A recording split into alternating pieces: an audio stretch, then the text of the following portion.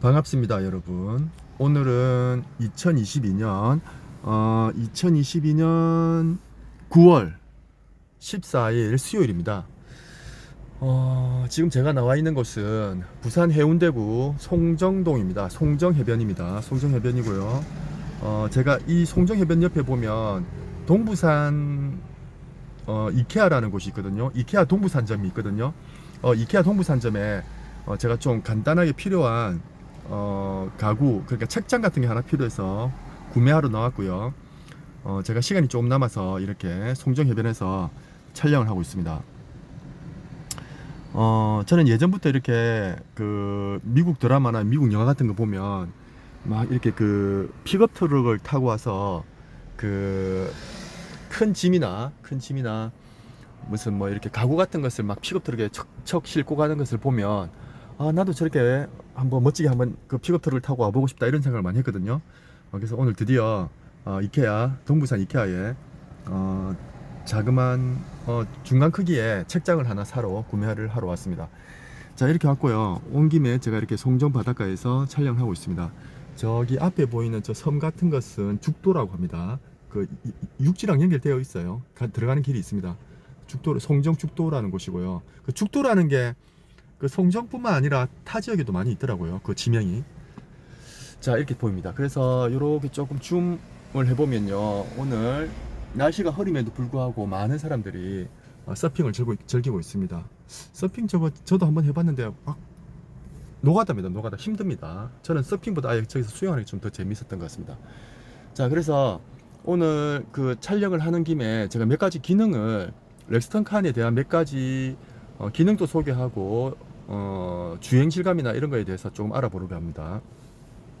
지금 이렇게 선루프가 열려 있고요. 하늘 잘 보이시죠? 선루프 이렇게 그 선루프의 면적이 작아서 그 개방감이 좀 없다고 하시는 분들도 있으신데, 저는 가격 대비 굉장히 좋은 옵션이라고 생각합니다. 그래서 여러분들도 웬만하면 좀 이렇게 그 선루프 옵션을 넣으시는 게 좋을 것 같아요. 제 생각에는. 자, 그래서 그 제가 일단 그 렉스턴 칸이 이게 디젤이잖아요. 디젤이라서 여러분들이 소음을 굉장히 좀 고민을 많이 하시죠. 그런데 그 디젤 차치고는 잘 소음을 잡았어요. 그 제가 이 쌍용차 렉스턴 칸을 처음 타보고 나서 느낀 점은 이게 사골이지만 그 쌍용차가 이제 사골 그 모델이나 사골 부품 많이 쓴다 이런 말이 좀 있잖아요. 근데 그 사골이지만 잘 다듬었다는 생각이 듭니다. 사골이지만 잘 다듬었다 이런 생각이 들고요. 그리고 엔진 있죠, 내연기관. 그 뭐 디젤이든 휘발유든 내연기관은요, 이미 10년 전에 10몇 년 전에 그 효율이 95%를 이상을 넘었습니다. 엔진 내연기관의 효율이 95%를 넘었어요. 그 무슨 말이야? 이렇게 할 수 있죠.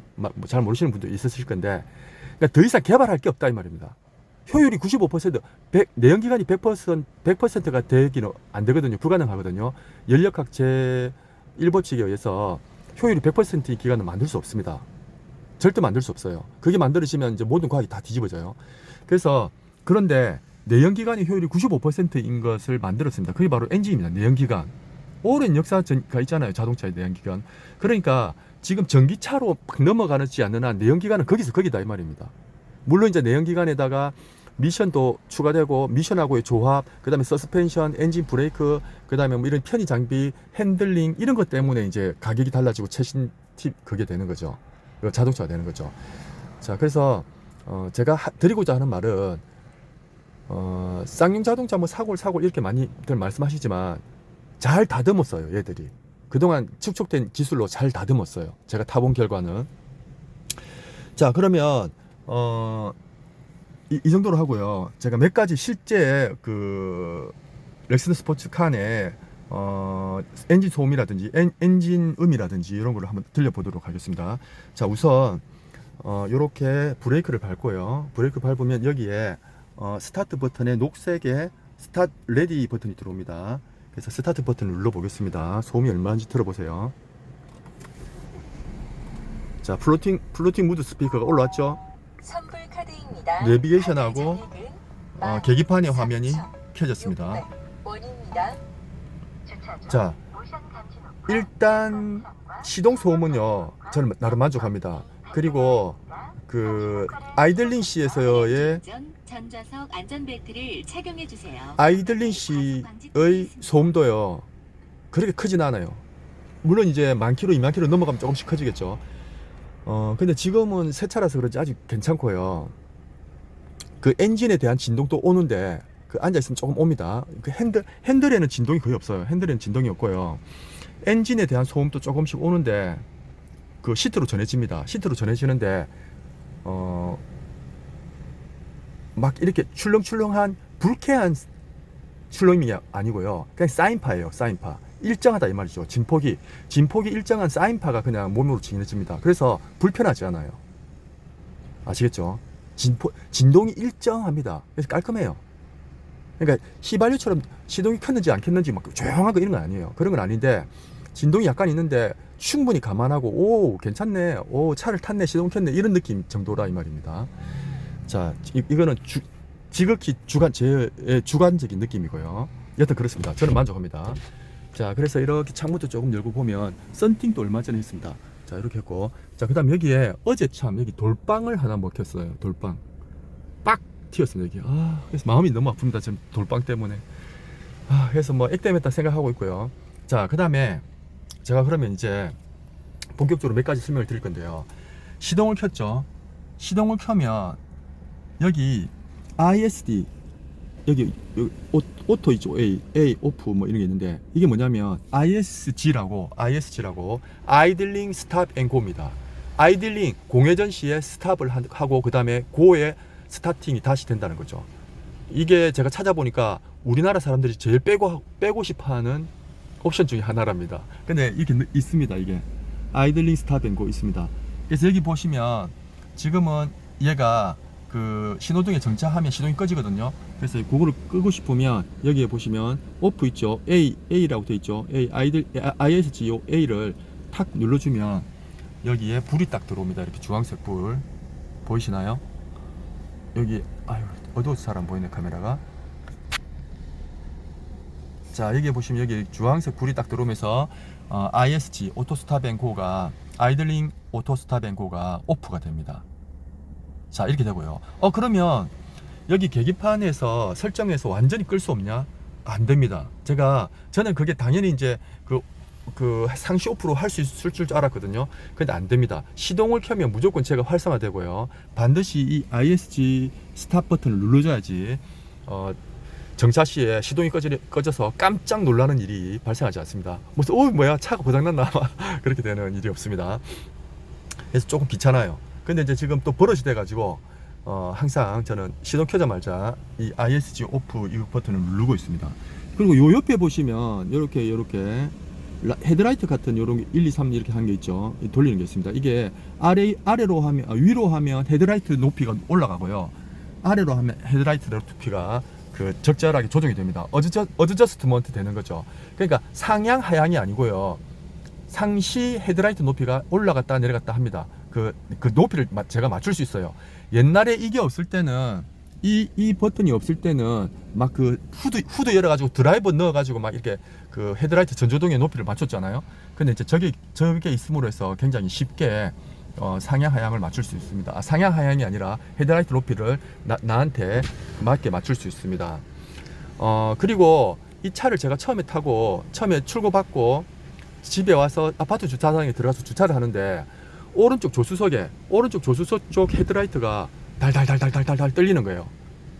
그래서 이게 또 뭐 뽑기 잘못했구나. 헤드라이트가 떨리면 안 되는데 이렇게 생각했거든요.